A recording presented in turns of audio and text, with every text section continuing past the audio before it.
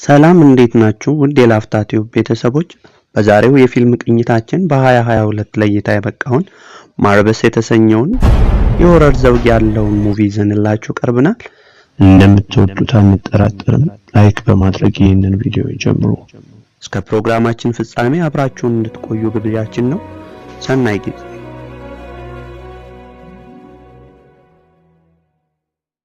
የፊልሙም ትዕይንት ሲጀምር አንድ ዶክተር ከቅጥረኛ ወታደሮች ጋር ወደ አንድ ዋሻ ሲሄድ ያሳየናል። ከዋሻው እንደደረሱ ዋሻ ውስጥ ስላሉት የሌሊት ወፎች አደገኝነት እያወራ ወጥመዱን ከዋሻው በር ላይ እንዲያቆሙለት ይነግራቸዋል። በመሃል የወታደሮቹ አዛዥ ፀሐይ ከመጥለቋ በፊት መመለስ እንዳለበትና ቃል የገባለትን ገንዘብ እንዲሰጠው ይጠይቀዋል። ዶክተሩ አንተ ወደዚህ ዘይ ልትመጣ እኔም ደግሞ ገንዘብ ልከፍል በማለት ገንዘቡን ሰጥቶት ስለት ይቀበልና እጁን ቆርጦ ወደ ዋሻው ያስጠጋዋል። ደሙ የሸተታቸው የሌሊት ወፎች ከዋሻ ውስጥ እየበረሩ ሲወጡ አዛዡ ለቀው መውጣት እንዳለባቸው ለወታደሮቹ ነገራቸው። ወደ ሄሊኮፕተሩ መሮጥ ሲጀምሩ ፊልሙ 25 ዓመት ወደ ኋላ ተመልሶ ዶክተር ኒኮላስና ልጁ ወደሱ ይመጣሉ። ኒኮላስም ያስተዋውቃቸዋል። ማይክ እሱ ሉሲያን ይባላል። ሉሲያን በለጠ ስለዚህ ቦታ ያውቃል፣ እሱ በደንብ ይነግራል ብሎ ጥሏቸው ይሄዳል። ማይክል እንዴት ነው ማይሎ በማለት ንግግር ይጀምራል። በዚህ የተገረመው ሉሲያን ስሜ እኮ ሉሲያን ነው፣ ለምን ማይሎ ብለህ ትጠራኛለህ? መጀመሪያ እዚህ ቦታ ላይ የነበረው ልጅ ስሙ ማይሎ ነበር እንዴ ብሎ ይጠይቃል። ማይክልም የመጨረሻ ሁለቱ ማይሎ እንደሚባሉና የመጀመሪያውን እንደማያውቀው ይነግረዋል። ሉሲያንም በመገረም እዚህ ብዙ እንደቆየ ይጠይቀዋል። እርሱም እስከማስታውሰው ድረስ እዚሁ ነኝ በማለት ይመልስለታል። ማይሎ ለአንድ ሰዓት ኖርማል መሆን ብትችል ምን ታደርጋለህ በማለት ሌላ ጥያቄ ይጨምራል። ማይክልም እኔ እንጃ አስቤው አላቅም በማለት ይመልስለታል። ከመሃል ውጪ ያሉት ልጆች በእነሱ ሲስቁ ማይክል ሉሲያንን ከመሸ በኋላ ወደ ውጪ መውጣት ጥሩ አይደለም፣ እኛ ጥቂቶች ነን ከብዙዎች ጋር የምንታገለው ይለዋል። በመሃል ማይሎ ደሙን የሚያጣራለት ማሽን በመበላሸቱ ራሱን ስቶ ይወድቃል። ማይክል ደንግጦ ነርሶች ቢጣራ የሚሰማው ስላጣ እጁ ላይ ባለው እስክሪብቶ ማሽኑን ይጠግንለትና ሉሲያን ይነቃል። ይህንን ያየው ዶክተር ኒኮላስ ሳይንቲስቶች ማሽኑን ለመጠገን ብዙ ሰዓት የሚፈጅባቸው እንደሆነና እሱ ግን በእስክሪብቶ መጠገኑን እያደነቀ ማይክ በተፈጥሮ የተቸረው ትልቅ አይምሮ እንዳለው እየነገረው ኒውዮርክ ውስጥ ለሱ የሚሆን አሪፍ ትምህርት ቤት እንዳለና እርሱም እዛ እንዲማር እድሉን እንደሚያመቻችለት ያስረዳዋል። ማይክልም የጓደኛው ነገር ስላሳሰበው ማይሎስ በማለት ይጠይቀዋል። ኒኮላስም ስለሱ አታስብ፣ እኔ ያለሁለት፣ እኔ በደንብ እንከባከባለሁ በማለት ይመልስለታል። ማይሎ ጓደኛው ማይክ የጻፈለትን ደብዳቤ እያነበበ በድንገት ንፋስ ይነጥቀውና ደብዳቤው ከእጁ ያመልጠዋል። ደብዳቤው ከእጁ አመልጦ መሬት ላይ ይወድቃል።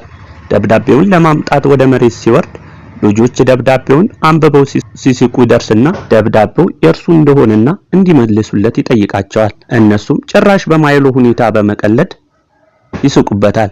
በዚህ የተናደደ ማይሎ አንዱን ጓደኛቸውን በክራንች መጥቶ ይጥለዋል። ልጆቹም ማይሎን በመሬት ላይ ጥለው መደብደብ ሲጀምሩ ዶክተር ኒኮላስ ደርሶ ያድነውና ወደ ውስጥ ይዞት ይገባል። አሁን ላይ ማይክ በ19 ዓመቱ ዶክተሬቱን በመጨረሱና በተለይም በደም ወለድ በሽታዎች ላይ ከፍተኛ ምርምር በማድረግ አርቲፊሻል ደም በመፍጠሩ ከስዊድን ንጉስ የክብር ሽልማት ይሰጠዋል። ስለዚህ ነገር አና ከምትባል ታካሚው ጋር እያወሩ ረዳቱ ዶክተር ማርቲን ጠርታው አናን ተሰናብቷት ይሄዳል። ማርቲን ከላብራቶሪ እንደደረሱ እያደረገ ያለው ነገር ልክ እንዳልሆነና ማቆም እንዳለበት ማውራት ትጀምራለች። ማይክ ነገሩ እንዳልገባው ማስመሰል ሲጀምር ላብራቶሪ ውስጥ የደበቃቸውን የሌሊት ወፎች ታሳየዋለች። ማይክም እንዲሸውዳት እንደማይችል ስለተረዳ እየሰራ ስላለው ኤክስፐሪመንት በግልጽ ይነግራታል። ማርቲን በሐሳቡ ብትስማማም ኤክስፐሪመንቱ ህገወጥ እንደሆነና ከምንም በላይ ደግሞ እሱን ወደ ቫምፓየርነት ሊቀይረው እንደሚችል ትነግረዋለች። እኔ መሞት የነበረብኝ ገና ድሮ ነው። ይህንን ነገር ልቀይርና ጓደኛዬን ላድነው ካልቻልኩኝ እዚህ ምን ሰራለሁ በማለት ማይክ የሰራውን መድኃኒት ለመሞከር አይጧን ይወጋታል። ሆኖም ግን አይጧ ትሞታለች። በዚህ መሃል አና በጣም ስለታመመች ተጠርተው ወደ አና ክፍል ሄዳሉ። በድንገት ማርቲን ወደ ኋላ ስትመለከት የሞተችው አይጥ ተነስታ ስትንቀሳቀስ ታይና ሙከራው መስራቱን ለማይክ ትነግረዋለች። ማይክ ወደ ቤት ተመልሶ ከማይሎ ጋር ወክ አድርገው ወደ አንድ መናፈሻ ይሄዳሉ። እዛም እንደደረሱ ማይክ ለማይሎ መድኃኒቱን እንዳገኘውና በጣም እንደተቃረቡ እየነገረው ሆኖም ግን መድኃኒቱን ለመሞከር በጣም ከባድና ከምንም በላይ ደግሞ ህገወጥ ስለሆነ መሞከር የሚችሉት መርከብ ላይ መሆኑን ያስረዳዋል። በቀጣዩ ቀን ማርቲን እና ማይክ መድኃኒቱን ለመሞከር በመርከብ ራቅ ወዳለ ቦታ ይሄዳሉ። ከዛም እንደደረሱ ማይክ የመድኃኒቱን ጤናማነት ካረጋገጠ በኋላ መድኃኒቱን ይወጋል። ሆኖም ግን ማይክ በጣም መንቀጥቀጥ ስለጀመረ ጥበቃው የተፈጠረውን ነገር ለማጣራት ወደ እነሱ ክፍል ይመጣል። እዛም እንደደረሰ ማርቲን ላይ ነርስ በማለት ይቀልድባታል። እሷም ዶክተር እንደሆነችና ሊያከብራት እንደሚገባ እየነገረችው በድንገት ማይክ ከታሰረበት አልጋ ላይ ይሰለባል። ነገሩ ያስደነገጣት ማርቲን ከጥበቃው ጋር ወደ ክፍሉ ትገባለች። ከክፍሉ እንደደረሱ ማይክ ወደ አውሬነት ተቀይሮ ያገኙታል። በዚህ የደነገጠው ጥበቃ ጓደኞቹም ወደዚህ እንዲመጡ መልእክት ከሰጣቸው በኋላ ማርቲን ነገሩ ስላላስደሰታት መተኮስ እንደሌለበት ታስጠነቅቀዋለች። ጥበቃውም የማርቲንን ነገር ሳይሰማ መተኮስ ይጀምራል። በዚህ ሰዓት ማርቲን ሮጣ ከክፍል ወጣ በሩ ትዘጋበታለች። በዚህ ሰዓት ማይክ ራሱን መቆጣጠር ስላልቻለ ጥበቃውን ደሙን መጥቶ ይገለዋል። ማርቲን ለማረጋጋት እየሞከረች ሳለ የማስጠንቀቂያ ደውሉ መጮህ ይጀምራል። በዚህ መረጋጋት ያልቻለው ማይክ ያለበትን ክፍል ሰብሮ ለመውጣት ሲታገል የቀሩት ጥበቃዎች ወደ ክፍሉ ይገባሉ። ማርቲን እንዳይተኩሱ ለማግባባት ስትሞክር ገፍትሯት ትወድቅና ከመሬት ትዘረራለች። ማይክ ክፍሉን ሰብሮ ይወጣል። ማርቲን መሬት ላይ ወድቃ ሲያያት ሁሉንም ጥበቃዎች አንድ በአንድ ይገላቸዋል።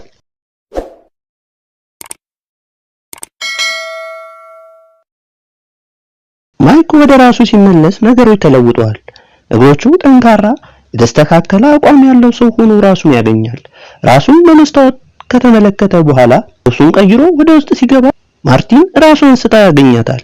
የሆነውን ነገር ሁሉ በካሜራ ቅጂ ከተመለከተ በኋላ በጣም ስላስደነገጠው ቅጂዎቹን በማጥፋት እርዳታ እንዲያደርጉላቸው ለፖሊሶች በመደወል ከመርከቡ ወጥቶ ይሄዳል። ፖሊሶች ሲደርሱ የሆነውን ነገር ማመን ስላቃታቸው ስለነገሩ መረጃ ልትሰጣቸው የምትችለው ዶክተር ማርቲን እንደሆነች በማመን ስትነቃ እሷን ማናገር እንዳለባቸው ይወስናሉ። ማይክ ወደ ማርቲን በመሄድ ያለችበትን ሁኔታ ካየ በኋላ ወደ ላብ ተመልሶ ከመድኃኒቱ ወዲህ ያሉትን ለውጦች ለመዘርዘር ይሞክራል።